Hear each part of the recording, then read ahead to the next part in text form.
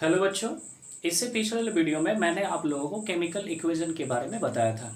साथ ही साथ हमने बैलेंस्ड और अनबैलेंस्ड केमिकल इक्वेशन के बारे में सीखा और मैंने साथ ही साथ ये भी बताया कि किसी भी केमिकल इक्वेशन को हम लोग कैसे बैलेंस करते हैं, जिसमें हमने हीट एंड ट्रायल मेथड देखा था नहीं।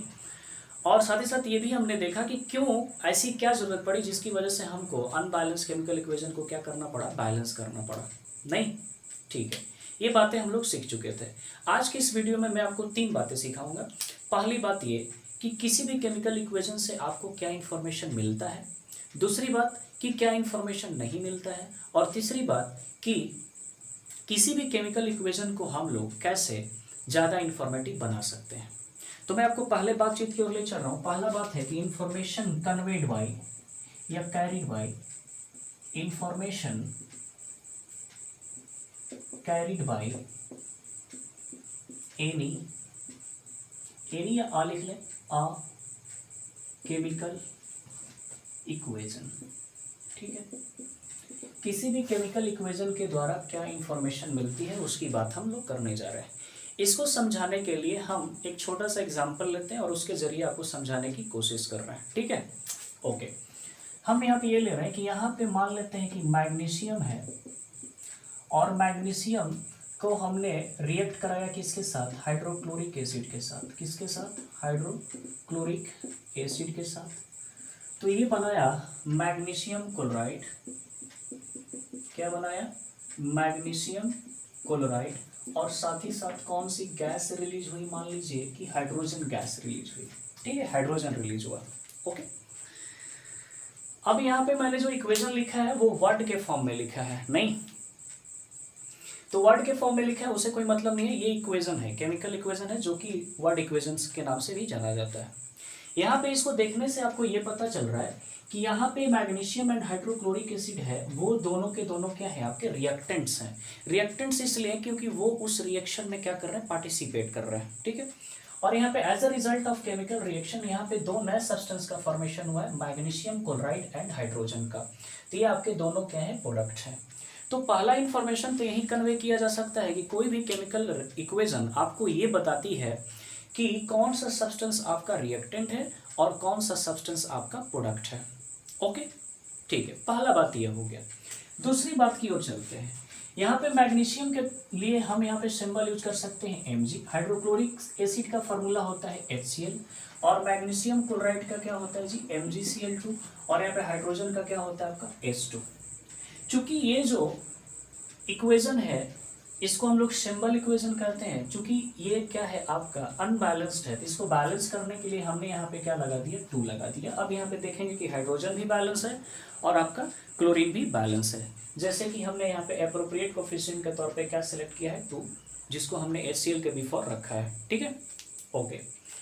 साथ ही साथ ये भी पता चला कि ये यहाँ पे मैंने मैग्नीशियम का फॉर्मूला सिंबल लिखा, यहाँ पे हाइड्रोक्लोरिक एसिड का फॉर्मूला लिखा, यहाँ पे मैग्नीशियम क्लोराइड का फॉर्मूला लिखा और यहाँ पे हाइड्रोजन का फॉर्मूला लिखा। ठीक है, तो दूसरी बात ये पता चलती है कि ये रिएक्टेंट्स एंड प्रोडक्ट के फॉर्मूला के बारे में भी बताता है। ठीक है, जैसे यहाँ पे देख लीजिए, फार्मूला एंड सिंबल दोनों के बारे में बताता है। जैसे यहाँ पे मैग्नीशियम का सिंबल हमने Mg यूज किया, यहाँ पे हाइड्रोक्लोरिक एसिड के लिए HCl यूज किया, और यहाँ मैग्नीशियम क्लोराइड के लिए MgCl2 और यहाँ पे हाइड्रोजन के लिए H2। ठीक है, तो पहला बात आपने सीखा कि ये बताता है कि कौन सा सब्सटेंस रिएक्टेंट है और कौन सा सब्सटेंस आपका प्रोडक्ट है। दूसरी बात कि रिएक्टेंट्स एंड प्रोडक्ट का सिंबल्स एंड फार्मूले क्या होंगे उसके बारे में। ठीक है, 2 बातें तो हो गई। तीसरी बात कर लेते हैं। एक बात ध्यान रखेंगे कि किसी भी केमिकल इक्वेशन में हम लोग उसको मॉलिक्यूल के फॉर्म में रिप्रेजेंट करते हैं। ठीक है, इसीलिए इस केमिकल इक्वेशन को हम लोग मॉलिक्यूलर रिएक्शन भी कहते हैं। ठीक है ना, जैसे यहाँ पे अगर मैं बात करूँ तो यहाँ पे मैं लेके चल रहा हूँ कि 1 molecule of magnesium, 2 molecule of HCl और 1 मॉलिक्यूल ऑफ मैग्नीशियम क्लोराइड और 1 मॉलिक्यूल ऑफ हाइड्रोजन। ठीक है, तो हम ये कह सकते हैं कि 1 मॉलिक्यूल ऑफ मैग्नीशियम जब कंबाइन हो रहा है किसके साथ, या रिएक्ट कर रहा है किसके साथ, 2 मॉलिक्यूल ऑफ HCl के साथ, तो यहाँ पे क्या बन रहा है, 1 मॉलिक्यूल ऑफ मैग्नीशियम क्लोराइड और 1 मॉलिक्यूल ऑफ H2, जिसमें आप देख सकते हैं कि यहाँ पे 1 मॉलिक्यूल में 1 मैग्नीशियम एटम और यहाँ पे 2 मॉलिक्यूल में यहाँ पे आपके 1 हाइड्रोजन एटम और 1 क्लोरीन एटम है। यहाँ पे एक मैग्नीशियम एटम और 2 क्लोरीन एटम है और यहाँ पे 2 हाइड्रोजन एटम है। तो इस केमिकल रिएक्शन को देखने के बाद आपको ये पता चल रहा है कि इस केमिकल रिएक्शन में relative number of atoms and molecule कौन कौन से पार्टिसिपेट किए और साथ ही साथ एज अ रिजल्ट आपको क्या मिला। ठीक है, आई मीन ये relative number of atoms and molecules के बारे में बताता है, रिएक्टेंट एंड प्रोडक्ट के। ठीक है, ये रहा आपकी तीसरी बात। चौथी बात कर लें, अगर यहाँ पे एक मॉलिक्यूल की बात हो रही है तो बेशक यहाँ पे 1 मोल रिप्रेजेंट हो रहा है, यहाँ पे 2 मॉलिक्यूल की बात हो रही है तो यहाँ पे 2 मोल रिप्रेजेंट हो रहा है, यहाँ पे 1 मॉलिक्यूल की बात हो रही है तो 1 मॉलिक्यूल की बात हो रही है तो इसीलिए 1 मोल को रिप्रेजेंट कर रहा है, और यहाँ पे भी किसको रिप्रेजेंट कर रहा है, 1 मोल को रिप्रेजेंट कर रहा है। आई मीन ये रिलेटिव नंबर ऑफ मोल्स के बारे में बताता है या फिर रेशियो ऑफ मोल्स के बारे में भी बताता है। जैसे कि यहाँ पे 1 मोल आपका मैग्नीशियम का 2 मोल हाइड्रोक्लोरिक एसिड के साथ मिलके 1 मोल ऑफ मैग्नीशियम क्लोराइड और 1 मोल ऑफ हाइड्रोजन गैस बनाता है। ठीक है, ओके, यानी ये जो है रिलेटिव नंबर ऑफ मोल्स के बारे में भी बताता है, रिएक्टेंट एंड प्रोडक्ट के। ये रही आपकी चौथी बात। पांचवी बात की अगर बात करें तो यहाँ पे अगर मास देखें तो एक बात ध्यान रखें कि किसी भी केमिकल इक्वेशन में एक्चुअल मास के बारे में नहीं पता चलता। ठीक है, किसी भी केमिकल इक्वेशन को देख के आप एक्चुअल मास के बारे में नहीं बता सकते। हाँ, मास का रेशियो जरूर बता सकते हैं या रिलेटिव मास जरूर बता सकते हैं कि इसका इतना मिलेगा तो इतना बनेगा। ठीक है, ओके। तो यहाँ पे अगर मैग्नीशियम की बात करूँ तो मैग्नीशियम का जो होता है एटॉमिक मास कितना होता है जी, 24। तो हमने ग्राम में लिख लिया। ये 20 ग्राम जो है किसको रिप्रेजेंट कर रहा है, मोलर मास को रिप्रेजेंट कर रहा है। ठीक है, यहाँ पे हाइड्रोक्लोरिक एसिड की बात करें तो हाइड्रोजन का हो गया 1 और क्लोरीन का हो गया 35.5 और इसको मैंने 2 से क्या कर दिया, मल्टीप्लाई कर दिया, तो ये हो गया आपका 2 × 36.5, तो ये हो गया 73 यानी 33 ग्राम। यहाँ पे बात करें तो मैग्नीशियम का हो गया 24, क्लोरीन का हो गया 35.5 होता है एक एटम का, तो 2 से मल्टीप्लाई कराएंगे तो कितना हो जाएगा 71। कितना हो जाएगा 71, यानी कहने का मतलब ये हो गया 4 × 1 = 5, 7 × 2 = 9, 95 ग्राम। और हाइड्रोजन का आपका हो गया आपका 2 ग्राम। ठीक है, आई मीन यहाँ पे अगर 24 ग्राम लेंगे मैग्नीशियम का और रिएक्शन कराएंगे 73 ग्राम के हाइड्रोक्लोरिक एसिड के साथ तो 95 ग्राम ऑफ मैग्नीशियम क्लोराइड बनेगा और 2 ग्राम ऑफ किसका बनेगा आपका, हाइड्रोजन गैस। ठीक है, ओके, 2 ग्राम ऑफ हाइड्रोजन। यानी यहाँ पे रिलेटिव मास के बारे में भी पता चल रहा है, not actual mass, relative mass के बारे में, यानी मास रेशियो ऑफ मास के बारे में भी पता चल रहा है। तो यहाँ पे हमने 5 बातें देखी। पहली बात क्या देखा हमने कि ये बताता है कि कौन सा सब्सटेंस रिएक्टेंट है और कौन सा सब्सटेंस प्रोडक्ट है।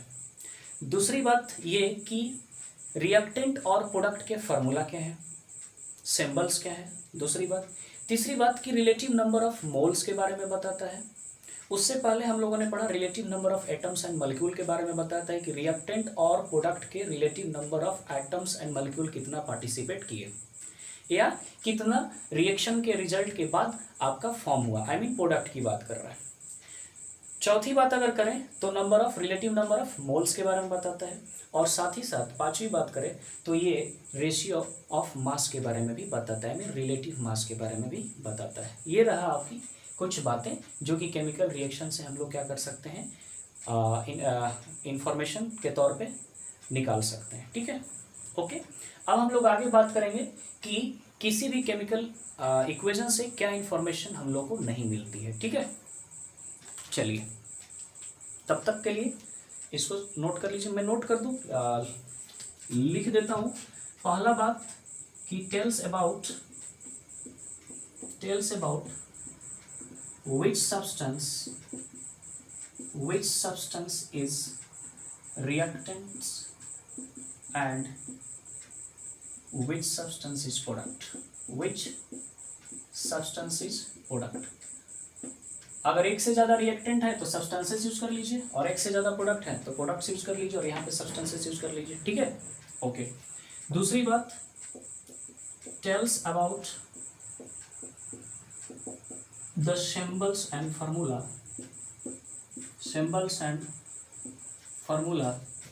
of reactants and प्रोडक्ट्स, मतलब कि जो रिएक्शन में टेक पार्ट कर रहा है और as a result of reaction जो बन रहा है। तीसरी बात, tells about the relative number of atoms, relative number of atoms and molecules of reactants as well as products।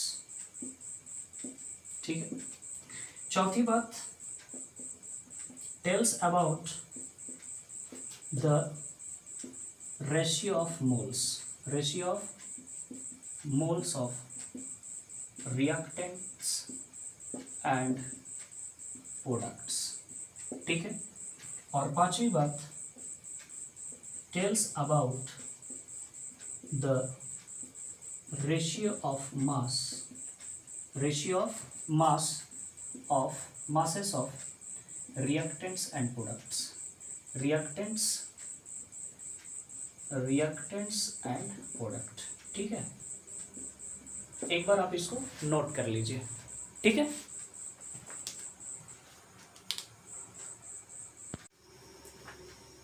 अब हम लोग बात कर लेते हैं कि किसी भी केमिकल इक्वेशन के द्वारा क्या इंफॉर्मेशन नहीं मिलता है। ओके, आई मीन कहने का मतलब है कि हम लोग बात करेंगे limitations of a chemical equation. ठीक है। इस बातचीत को समझाने के लिए मैं एक एक एग्जांपल लेके आपको समझाने की कोशिश करूंगा कि क्या क्या इंफॉर्मेशन नहीं मिलता है किसी भी केमिकल इक्वेशन से। जस्ट फॉर एग्जांपल, मान लीजिए एग्जांपल के तौर पे हमने ले लिया यहाँ पे, जैसे कि हमने ले लिया यहाँ पे H2 और यहाँ पे ले लिया आपका O2 और यहाँ पे बन गया आपका H2O। ठीक है।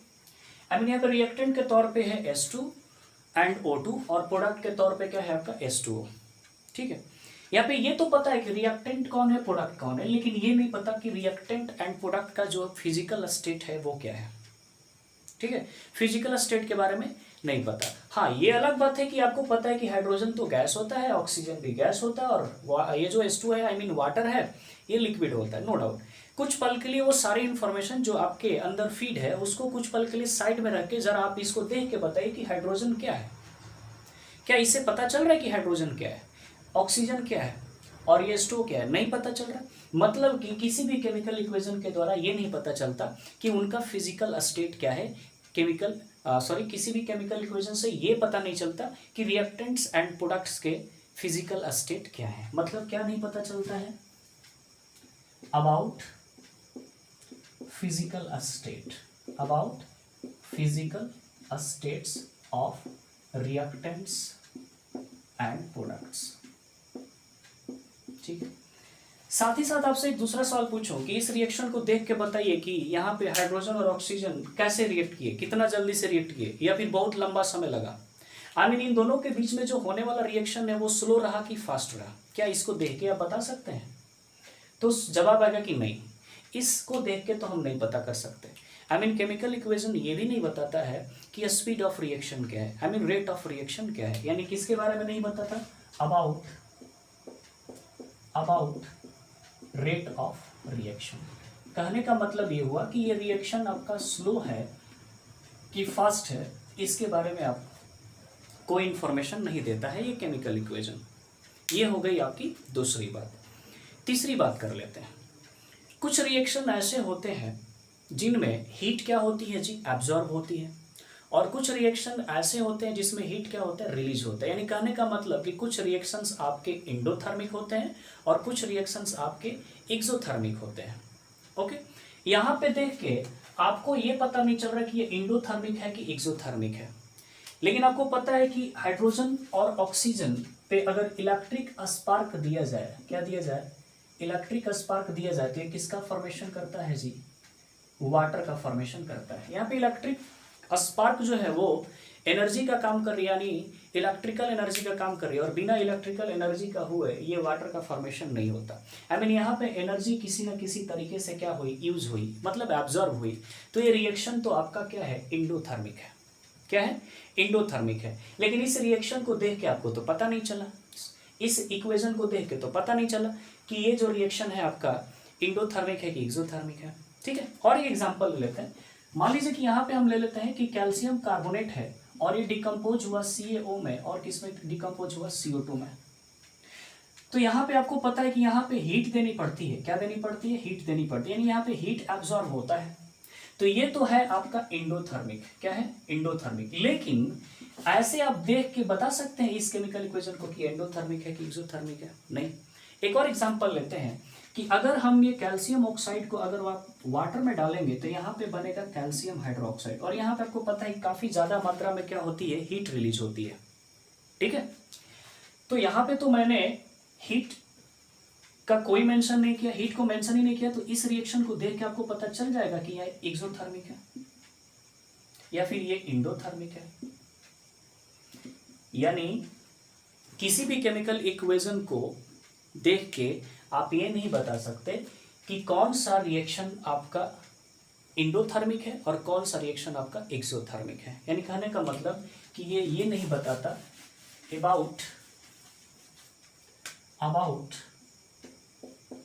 about the nature of reaction। Nature of reaction कहने का मतलब है कि यहाँ पे आपका हीट क्या हो सकती है, रिलीज भी हो सकती है, या फिर हीट आपका क्या हो सकता है, एब्जॉर्ब भी हो सकता है। यानी कहने का मतलब इस सिचुएशन में आपका होगा एक्सोथर्मिक और इस सिचुएशन में क्या होगा आपका एंडोथर्मिक, ठीक है। यानी ये नहीं बताता कि कौन सा रिएक्शन एंडोथर्मिक है और कौन सा रिएक्शन आपका एक्सोथर्मिक है। ये रह गई आपकी तीसरी बात। कुछ रिएक्शंस ऐसे होते हैं जिनको होने के लिए किसी ना किसी कंडीशन की रिक्वायरमेंट होती है, ठीक है। कुछ रिएक्शंस ऐसे होते हैं जिनको होने के लिए किसी ना किसी कंडीशन की रिक्वायरमेंट होती है, विदाउट कंडीशन वो नहीं हो सकते। जस्ट फॉर एन एग्जांपल, मान लीजिए कि अगर मैं यहाँ पे ले लूँ CO2 और यहाँ पे ले लूँ H2 और यहाँ पे मैं बना दूँ C6H12O6 और प्लस यहाँ पे लिख दूँ O2। आपको पता है कि इस रिएक्शन को हम लोग कहते हैं फोटोसिंथेसिस। क्या कहते हैं, फोटोसिंथेसिस, ठीक है। फोटोसिंथेसिस के लिए क्या क्या जरूरी है आप ही बताइए। फोटोसिंथेसिस के लिए सबसे पहली चीज जरूरत है कि सनलाइट होना चाहिए। क्या होना चाहिए, सनलाइट होना चाहिए। और दूसरी चीज ये कि जो इस प्लांट के लिए अपन फोटोसिंथेसिस लिख रहे हैं उस प्लांट में क्या होना चाहिए, प्लांट्स के लीव्स में क्या होना चाहिए जी, क्लोरोफिल होना चाहिए। क्या होना चाहिए, क्लोरोफिल होना चाहिए। तो यहाँ पे ना तो मैंने सनलाइट का जिक्र किया ना ही मैंने क्लोरोफिल का जिक्र किया। तो ये जो सनलाइट है, क्लोरोफिल है, ये क्या है, इस रिएक्शन के लिए क्या हो जाएंगी, कंडीशन हो जाएंगी, ठीक है। तो यहाँ पे कंडीशन कोई मेंशन नहीं है। आई मीन केमिकल इक्वेशन किसी कंडीशन के बारे में भी हमको इंफॉर्मेशन नहीं देता है। अब बात करेंगे कि कंडीशन क्या क्या हो सकता है। तो देखिए कंडीशन क्या क्या हो सकता है। कंडीशन में आपका हो सकता है टेम्परेचर, टेम्परेचर हो सकता है, आपका कंसंट्रेशन हो सकता है। बात करेंगे आगे जब इंफॉर्मेटिव कैसे बनाएंगे उसमें हम लोग जिक्र करेंगे। टेम्परेचर, कंसंट्रेशन, एक और चीज है आपकी प्रेशर, और तीसरी चीज आप ले सकते हैं कैटालिस्ट। चौथी चीज क्या ले सकते हैं, कैटालिस्ट। क्योंकि कोई कोई रिएक्शन ऐसा होता है जिसमें कैटालिस्ट का प्रेजेंस होना काफी जरूरी होता है, ठीक है। अब बात करेंगे कि ये कैटालिस्ट क्या होता है। देखिए कैटालिस्ट वैसे केमिकल सब्सटेंस होते हैं या फिर सब्सटेंस, बायोलॉजिकल कैटालिस्ट भी होते हैं, नो डाउट, ठीक है ना। जैसे एंजाइम्स के बारे में सुना होगा आपने। एंजाइम्स जो होते हैं वो क्या होते हैं, बायोलॉजिकल कैटालिस्ट होते हैं, ठीक है। तो कैटालिस्ट ऐसे सब्सटेंस होते हैं जो कि किसी भी केमिकल रिएक्शन में यूज तो नहीं होते, लेकिन स्पीड ऑफ रिएक्शन को क्या कर सकते हैं, रेट ऑफ रिएक्शन को क्या कर सकते हैं, इन्फ्लुएंस कर सकते हैं। वैसे सब्सटेंस को अपन क्या कहते हैं, कैटालिस्ट कहते हैं। तो ये हमारे कुछ कंडीशंस है। कंडीशन में जैसे कि आपका पहला हमने टेम्परेचर लिखा, कंसंट्रेशन लिखा, प्रेशर लिखा और क्या लिखा, कैटालिस्ट लिखा। यानी does not tell about the conditions under which reaction occur, ठीक है। तो पहली बात हमने सीखा कि फिजिकल स्टेट के बारे में नहीं बताता, रेट ऑफ रिएक्शन के बारे में नहीं बताता, नेचर ऑफ रिएक्शन के बारे में नहीं बताता, साथ ही साथ किस कंडीशन के तहत ये रिएक्शन हुई इस कंडीशन के बारे में भी नहीं बताता, साथ ही साथ ये एक्चुअल मास के बारे में भी नहीं बताता, actual mass of reactant and product, actual mass of reactants and products, ठीक है। रिलेटिव मास के बारे में बताता है नो डाउट, लेकिन actual mass of reactant and product के बारे में नहीं बताता, ठीक है। तो पहला चीज हमने सीखा कि क्या इंफॉर्मेशन देता है और दूसरी चीज कि क्या इंफॉर्मेशन नहीं देता है, ठीक है। ओके, अब इसको जरा नोट कर लेंगे आप लोग। इसके बाद हम लोग सीखेंगे कि किसी भी केमिकल इक्वेशन को हम लोग कैसे ज़्यादा इंफॉर्मेटिव बना सकते हैं। ठीक है, तब तक के लिए आप इसको नोट डाउन कर लीजिए।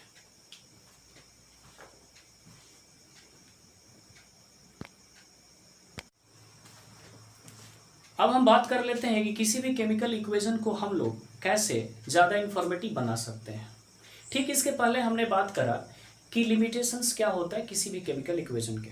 ठीक है, अगर उन लिमिटेशंस को हम लोग ओवरकम कर सके तो बेशक किसी भी केमिकल इक्वेशन को हम लोग क्या कर सकते हैं, ज़्यादा इंफॉर्मेटिव बना सकते हैं। तो आइए चलिए सीखते हैं कि किसी भी केमिकल इक्वेशन को हम लोग कैसे ज़्यादा इंफॉर्मेटिव बना सकते हैं। तो how to make more informative chemical equations. ठीक है, तो कुछ ऐसी एक्स्ट्रा एडिशनल इंफॉर्मेशन होगी जिसको हम लोग ऐड करके, ठीक है, किसी भी केमिकल इक्वेशन को ज़्यादा इंफॉर्मेटिव बना सकते हैं। जैसे कि उसमें पहली बात होगी आपकी फिजिकल स्टेट को रिप्रेजेंट करके। किसको रिप्रेजेंट करके? फिजिकल स्टेट को। जैसे फिजिकल स्टेट की बात करें तो आपका रिएक्टेंट और प्रोडक्ट क्या क्या हो सकता है। देखिए, अगर सॉलिड है तो सॉलिड के लिए अपन क्या यूज करेंगे? S। लिक्विड है तो लिक्विड के लिए क्या यूज करेंगे? L। अगर वो गैस है तो गैस के लिए अपन क्या यूज करेंगे? G। और ध्यान रहे कि यहाँ पे जहाँ भी अगर गैस लिखेंगे वहाँ पे अप एरो दिखाएंगे। अप का मतलब कि गैस हमेशा क्या होता है? इवेपोरेट होता है, मतलब ऊपर की ओर उठता है। ठीक है ना, इसीलिए यहाँ पे अपवर्ड एरो दिखाए हैं। ठीक है, गैस के बाद अगर मान लीजिए कि अगर सॉल्यूशन है, वो क्या है? सॉल्यूशन है। और सॉल्यूशन कैसा है आपका? एक्वस सॉल्यूशन है। क्या है? एक्वस सॉल्यूशन है, यानी सॉल्यूशन प्रिपेयर्ड इन वाटर, उसी को हम लोग कहते हैं एक्वस सॉल्यूशन। और उसके लिए क्या लिखेंगे? AQ। ठीक है, अगर मान लीजिए किसी रिएक्शन में प्रिसिपिटेट फॉर्म हो रहा है। क्या फॉर्म हो रहा है? प्रिसिपिटेट फॉर्म हो रहा है। तो प्रिसिपिटेट के लिए अपन क्या लिखेंगे? PPT लिखेंगे। और यहाँ पे क्या करेंगे? डाउनवर्ड एरो देंगे, क्योंकि कोई भी प्रिसिपिटेट जो होता है वो सॉलिड इनसॉल्युबल सब्सटेंस होता है। जब दो क्लियर सॉल्यूशन को आपस में हम लोग मिक्स करते हैं तो उसके एज अ रिजल्ट यहाँ पे प्रिसिपिटेट फॉर्म करता है। ठीक है, और अगर वेपर है तो वेपर के लिए अपन क्या यूज करेंगे? VAP। ठीक है, इज इट क्लियर? यहाँ पे मैंने लिखा है कि सॉलिड के लिए S, लिक्विड के लिए L, गैस के लिए G। और ध्यान रहे यहाँ पे एरो क्या होगा? अपवर्ड होगा। एक्वस सॉल्यूशन के लिए AQ। एक्वस सॉल्यूशन के बारे में मैंने बताया कि एक्वस सॉल्यूशन वैसा सॉल्यूशन जो कि कहाँ प्रिपेयर किया जाता है? वाटर। और वाटर को छोड़ करके किसी और के साथ अगर सॉल्यूशन प्रिपेयर किया जाता है उसको बोलते हैं नॉन एक्वस सॉल्यूशन। ठीक है, प्रिसिपिटेट अगर फॉर्म हो रहा है तो PPT लिखेंगे, और वेपर तो VAP। ठीक है, ओके। कुछ एग्जांपल्स ले लेता हूँ आपको समझाने के लिए। जैसे मान लेते हैं कि यहाँ पे सोडियम है और यहाँ पे आपका किसके साथ रिएक्शन किया? वाटर के साथ, और ये बनाया आपका NaOH, और यहाँ पे फॉर्म हुआ हाइड्रोजन। क्योंकि आपको पता है कि सोडियम क्या है? सॉलिड है। तो जो उनका फिजिकल स्टेट होगा ठीक उसके बगल में ही हम उसको ब्रैकेट के अंदर इनक्लोज करके क्या करेंगे? रखेंगे। ठीक है, तो सोडियम क्या है? सॉलिड है। H2O क्या है आपका? लिक्विड है। बेशक ये पानी में रहेगा तो ये एक्वस है, और ये आपका क्या है? गैस है। और ये गैस क्या होगा? ऊपर की तरफ राइज करेगा, इसीलिए हमने क्या दिखाया? अपवर्ड एरो दिखाया। जस्ट फॉर एन एग्जाम्पल, मान लीजिए कि ये Zn है और यहाँ पे क्या है आपका? H2SO4। यहाँ पे ले लेते हैं जिंक ले लेते हैं, और यहाँ पे ले लेते हैं आपका कॉपर सल्फेट। क्या ले लेते हैं? Copper sulphate. कॉपर सल्फेट को हमने पानी के साथ क्या लिया है? सॉल्यूशन लिया है, इसीलिए मैंने क्या लिख लिया? एक्वस। यहाँ पे बना आपका जिंक सल्फेट, और यहाँ पे बना आपका कॉपर। ठीक है, तो ये जो Zn है वो क्या है आपका? सॉलिड है। यहाँ पे कॉपर सल्फेट आपका क्या है? एक्वस है। जिंक सल्फेट आपका क्या हो जाएगा? एक्वस सॉल्यूशन हो जाएगा। और ये कॉपर आपका क्या है? आपका सॉलिड है। ठीक है, उसी तरह अगर मैं यहाँ पे ले लूँ AgNO3, और यहाँ पे ले लूँ मैं NaCl, यहाँ पे ये बन गया आपका AgCl, और यहाँ पे बन गया आपका NaNO3। क्या बना, क्या हो रहा है उस पर ध्यान ना दें। अभी फिलहाल हम लोग रिप्रेजेंट करना सीख रहे हैं कि किसी भी रिएक्शन केमिकल इक्वेशन में हम लोग उसको ज़्यादा इंफॉर्मेटिव बनाने के लिए फिजिकल स्टेट को कैसे मेंशन करेंगे, ये बातें सीख रहे हैं। ठीक है, तो यहाँ पे ये हमने एक्वस लिया, पानी के साथ सॉल्यूशन लिया। इसको भी हमने क्या लिया? पानी के साथ सॉल्यूशन लिया। ये AgCl जो है सॉलिड के फॉर्म में होगा, जिसको आगे आप प्रिसिपिटेट के नाम से जानेंगे। प्रिसिपिटेट का फॉर्मेशन होता है, इसलिए PPT लिख लिया, और यहाँ पे क्या कर दिया जी? डाउनवर्ड एरो, क्योंकि सॉलिड होता है तो बेशक क्या होगा? सेटल डाउन होगा। और गैस जो होगा राइज अप, इसीलिए यहाँ पे अपवर्ड एरो। और यहाँ पे आपका NaNO3 कहाँ रह जाएगा, एक्वस सॉल्यूशन, ये क्या होगा आपका एक्वस AQ। ठीक है, आई होप कि ये बात आपको समझ में आई होगी। ठीक है, ओके। अब चलते हैं आगे। पहला तो हो गया फिजिकल स्टेट, दूसरा हो गया कंसंट्रेशन को अपन रिप्रेजेंट करेंगे। किसको रिप्रेजेंट करेंगे, कंसंट्रेशन को। ये जो कंसंट्रेशन होता है अपने आप में दो तरह का होता है। कंसंट्रेशन ऑफ, मैं दरअसल एसिड की बात कर रहा हूँ। किसकी बात कर रहा हूँ, कंसंट्रेशन ऑफ एसिड। तो ये एसिड की कंसंट्रेशन के हिसाब से देखें तो दो तरह की एसिड होती है, एक होती है डाइल्यूटेड और एक होती है आपकी कंसंट्रेटेड। ठीक है, एक होती है डाइल्यूटेड और एक होती है आपकी कंसंट्रेटेड। डाइल्यूटेड कहने का मतलब है कि यहाँ पे वाटर का जो अमाउंट है वो क्या है, मैक्सिमम है। ठीक है, और कंसंट्रेटेड कहने का मतलब है कि यहाँ पे जो वाटर का अमाउंट है वो क्या है, आपका मिनिमम है। यहाँ पे एसिड मिनिमम है और यहाँ पे एसिड मैक्सिमम है। ठीक है, तो ये हुआ। तो डाइल्यूटेड के लिए अपन क्या लिखेंगे, डाइल्यूट DIL डॉट, और कंसंट्रेटेड के लिखेंगे CONC dot, conc. Is it clear? Just for an example, मान लीजिए कि मैंने यहाँ पे ले लिया Mg और यहाँ पे चाहे Zn ले लिया, क्या ले लिया, Zn, और यहाँ पे हमने ले लिया HCl और यहाँ पे मैंने HCl को क्या ले लिया जी, डाइल्यूट, क्या ले लिया, डाइल्यूटेड। डाइल्यूटेड है। जिंक क्या है आपका, सॉलिड, क्योंकि मेटल है, और ये क्या बनाएगा आपका, जो भी बना है ZnCl2, और क्या बनाएगा यहाँ पे, रिलीज करेगा हाइड्रोजन। चूंकि हाइड्रोजन गैस है इसीलिए G लिख लिया और यहाँ पे क्या दे दिया आपका, एरो, क्योंकि गैस है तो क्या करेगा, राइज करेगा ऊपर की तरफ, और ZnCl2 आपका एक्वस सॉल्यूशन में फॉर्म करेगा, इसीलिए हमने क्या लिख लिया, एक्वस। यहाँ पे ये डाइल्यूट लिख लिया और यहाँ पे सॉलिड लिख लिया। उसी तरह मान लीजिए कि यहाँ पे हमने ले लिया कॉपर और इसका रिएक्शन करा दिया हमने HNO3 से, जिसको अपन लोग नाइट्रिक एसिड भी कहते हैं। ठीक है ना, या हाइड्रोजन नाइट्रेट भी समझ सकते हैं, जो समझना। तो यहाँ पे हमने क्या ले लिया, कॉन्क ले लिया, और बेशक ये कॉपर क्या होगा, सॉलिड होगा, क्योंकि ये मेटल है। यहाँ पे बनाएगा कॉपर नाइट्रेट, क्या बनाएगा, कॉपर नाइट्रेट, जो कि एक्वस सॉल्यूशन का फॉर्मेशन होगा। किस तरह का सॉल्यूशन होगा ये, एक्वस, और साथ ही साथ आपका बनेगा NO2 और फिर आपका बनेगा आपका H2O। ठीक है, H2O चूंकि क्या है, लिक्विड है, तो L लिख लिया। नाइट्रोजन डाइऑक्साइड क्या है आपका, गैस है, और यहाँ पे अपन एरो दिखा देते हैं अपवर्ड, क्योंकि ये गैस है तो क्या होगा आपका, ऊपर की तरफ राइज करेगा। तो NO2 क्या हो गया, गैस, H2O क्या हो गया, लिक्विड, और एक कॉपर नाइट्रेट एक्वस सॉल्यूशन में फॉर्म करेगा। ये आपका HNO3 क्या हो गया, कॉन्क, और ये कॉपर क्या हो गया आपका, सॉलिड।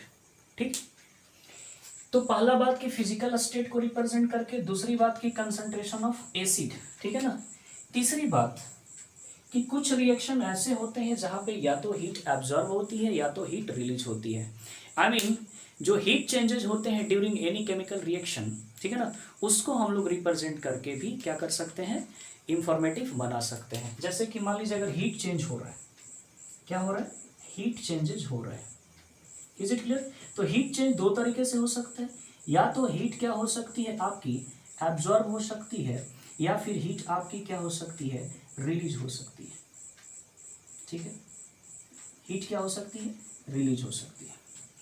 अगर हीट एब्जॉर्ब होगा तो आपको पता है कि इस रिएक्शन को हम लोग कहते हैं एंडोथर्मिक रिएक्शन। क्या कहते हैं, endothermic reaction. Is it clear? अगर हीट रिलीज होगा, ठीक है, हीट क्या होगा, रिलीज होगा, तो इसको हम लोग बोलेंगे एक्सोथर्मिक रिएक्शन। Exothermic reaction. ठीक है, just for example heat absorb की जब बात ही कर लिए तो यहाँ पे एक एग्जांपल लेते हैं। जैसे मान लीजिए नाइट्रोजन है और ऑक्सीजन है, तो ये हीट एब्जॉर्ब करेगा, और हीट एब्जॉर्ब करेगा तो क्या बनाएगा, NO2 बनाएगा, नाइट्रोजन डाइऑक्साइड बनाएगा।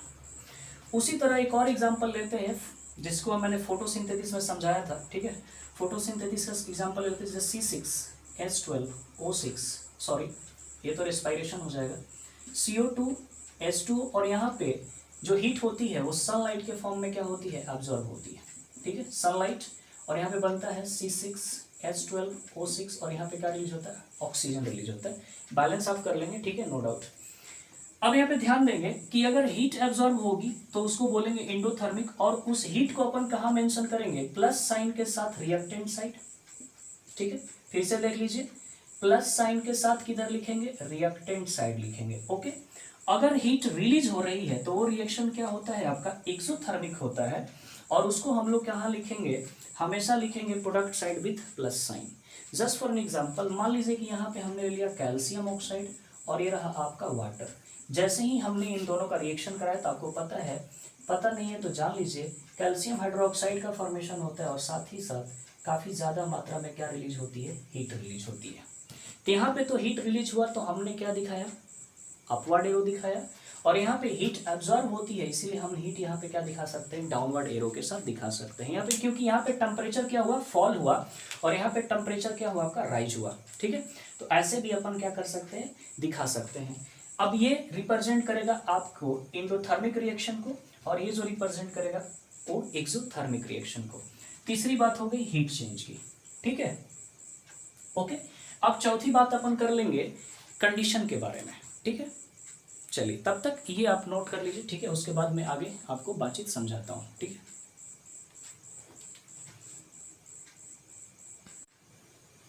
अब हम अगली बात सीख लेते हैं कि कैसे इंफॉर्मेटिव बनाएंगे। अगली बात में मैंने लिखा है कि by representing conditions under which reaction take place.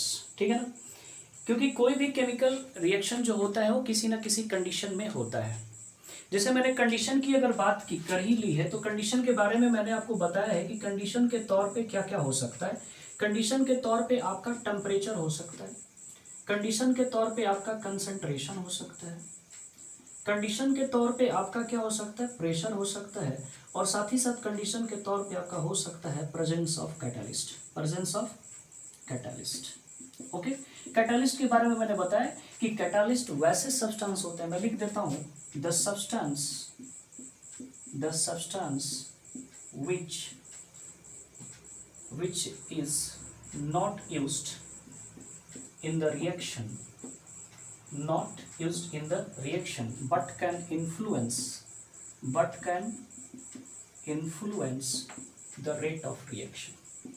Rate of reaction को क्या कर सकते हैं जी, इन्फ्लुएंस कर सकते हैं। ओके, लेकिन किसी भी केमिकल रिएक्शन में ये पार्टिसिपेट नहीं करते हैं। वैसे सब्सटेंस को अपन क्या कहते हैं, कैटालिस्ट कहते हैं। क्या कहते हैं, कैटालिस्ट। ओके, अगर मान लीजिए कि टेम्परेचर इन्वॉल्व हुआ है, आई मीन टेम्परेचर इन्वॉल्व करने का मतलब कि टेम्परेचर लगा है, आई मीन उस रिएक्शन को स्टार्ट करने के लिए या फिर होने के लिए अगर टेम्परेचर देनी पड़ी है तो इस टेम्परेचर को हम लोग, मान लीजिए कि ये एरो है, एरो के ऊपर डेल्टा साइन दे के भी हम रिप्रेजेंट कर सकते हैं। अगर मान लीजिए कि टेम्परेचर अननोन है तब। अगर मान लीजिए नॉन टेम्परेचर है, मान लीजिए नॉन टेम्परेचर है, मान लीजिए हमको 120 डिग्री सेल्सियस की टेम्परेचर देनी पड़ी तो हम इसके एरो के एबव में क्या लिख देंगे, 120 डिग्री सेल्सियस। ठीक है, is it clear. 500 degree Celsius लग रही है तो 500 डिग्री सेल्सियस, 600 डिग्री सेल्सियस लग रही है तो 600 डिग्री सेल्सियस। यानी कहने का मतलब है कि जो भी कंडीशन है उस कंडीशन को अपन एरो के एबव या एरो के बेलो लिख के उसको इंफॉर्मेटिव बना सकते हैं। ठीक है, जैसे यहाँ पे आप देखिए कि यहाँ पे पोटेशियम क्लोराइड है। आपको पता होना चाहिए कि पोटेशियम क्लोराइड जो होता है एक सॉलिड सब्सटेंस है, पोटेशियम क्लोराइड भी आपका क्या है, एक सॉलिड सब्सटेंस है, और ये जो ऑक्सीजन है वो क्या है, गैस है। गैस है तो बेशक क्या होगा, यहाँ पे अपवर्ड एरो दिखाएंगे। ठीक है, जिसको थोड़ी सी क्या देनी पड़ रही है, हीट देनी पड़ रही है, और ताकि हीट कम लगे इसीलिए यहाँ पे हमने कैटालिस्ट यूज किया है, और कैटालिस्ट को हमने बिलो द एरो रखा है। यहाँ पे कैटालिस्ट के तौर पे आपका मैग्नीज ऑक्साइड है। ठीक है, इज इट क्लियर। फिर यहाँ पे कार्बन मोनोऑक्साइड है, और इसका रिएक्शन मैंने किससे करा है, हाइड्रोजन से। कार्बन मोनोऑक्साइड चूंकि एक गैस है और हाइड्रोजन भी एक क्या है, आपका गैस है, और यहाँ पे बना है आपका मिथेनॉल। क्या बना है जी, मिथेनॉल। मिथेनॉल या इसी को बोलते हैं अपन इथाइल अल्कोहल। क्या बोलते हैं, इथाइल अल्कोहल। चूंकि एक क्या है आपका लिक्विड है, ये गैस है, ये गैस है, और ये क्या हुआ आपका लिक्विड हुआ, नो डाउट। ये कार्बन मोनोऑक्साइड को हाइड्रोजन के साथ रिएक्शन कराते हैं। कितना प्रेशर चाहिए भाई, 300 एटमॉस्फेरिक प्रेशर, क्योंकि प्रेशर हो, कंसंट्रेशन हो, या टेम्परेचर हो, या फिर प्रेजेंस ऑफ कैटालिस्ट हो, उसको अपन लोग कहाँ रखते हैं, एबव या बेलो द एरो। तो यहाँ पे इस रिएक्शन को होने के लिए प्रेशर की कितनी जरूरत पड़ी, 300 एटीएम। टेम्परेचर कितना जरूरत पड़ा, 300 डिग्री सेल्सियस, और यहाँ पे कैटालिस्ट के तौर पे जिंक ऑक्साइड और क्रोमियम ऑक्साइड की मिक्सचर की जरूरत पड़ी है। ठीक है, तो यहाँ पे कैटालिस्ट के तौर पे ये है, और क्या बना है आपका मिथेनॉल, या फिर इसी को बोलते हैं अपन, सॉरी इथाइल अल्कोहल नहीं बोलते हैं जी, इसको बोलते हैं मिथाइल अल्कोहल। क्या बोलते हैं, मिथाइल अल्कोहल। ठीक है, सॉरी गलती से लिख दिए, ठीक है ना, इसको बोलते हैं मिथाइल अल्कोहल।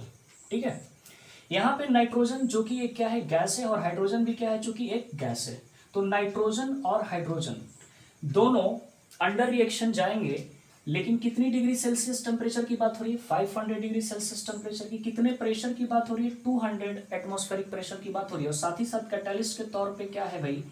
आयरन कैटालिस्ट है।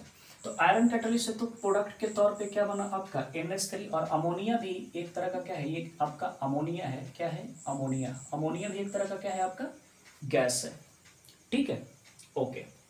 तो यहाँ पे ये सारे किसको रिप्रेजेंट कर रहे हैं? कंडीशंस को रिप्रेजेंट कर रहे हैं। जैसे कि हाइड्रोजन चूंकि गैस है, क्लोरीन भी क्या है? आपकी गैस। और हाइड्रोक्लोरिक एसिड भी यहाँ पे क्या है? आपकी गैस है। ठीक है, तो ये हाइड्रोजन इस क्लोरीन से रिएक्शन कर रहा है, लेकिन किसके प्रेजेंस में रिएक्शन हो रही है? सनलाइट के प्रेजेंस में। तो सनलाइट यहाँ पे क्या हो गया? आपका कंडीशन हो गया, इसीलिए इस कंडीशन को हमने कहा लिखा है above the arrow.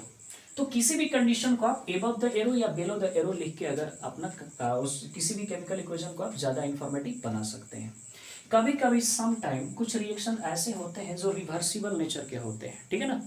I mean, जैसे एग्जांपल के लिए अगर बात करूं तो ये नाइट्रोजन हाइड्रोजन से रिएक्शन करके क्या बनाता है जी? अमोनिया बनाता है। और यही अमोनिया आपका डिकम्पोज होकर क्या बनाता है? नाइट्रोजन और हाइड्रोजन। तो ऐसे रिएक्शन को हम लोग क्या कैसे रिप्रेजेंट करेंगे? देखिए N2 प्लस H2। ये रिएक्शन जो है नेचर में क्या है? रिवर्सिबल है, इसीलिए इस एरो के साथ इसको क्या करते हैं जी? रिप्रेजेंट करते हैं। देख लीजिए एक बार ऐसे और एक बार ऐसे। ठीक है, यानी कहने का मतलब ये N2 और H2 मिलके, मान लीजिए यहाँ पे मैंने लिखा N2 और क्या लिखा है यहाँ पे? H2। N2 और H2 मिलके क्या बना है? NH3। और यहाँ पे NH3 डिकम्पोज होकर फिर से क्या बना देगा? N2 और H2। तो ये किसको रिप्रेजेंट कर रहा है जी? रिवर्सिबल रिएक्शन को। तो अगर कोई रिएक्शन रिवर्सिबल हो नेचर में, तो ऐसे उसको क्या कर सकते हैं अपन? ज़्यादा इंफॉर्मेटिव बना सकते हैं।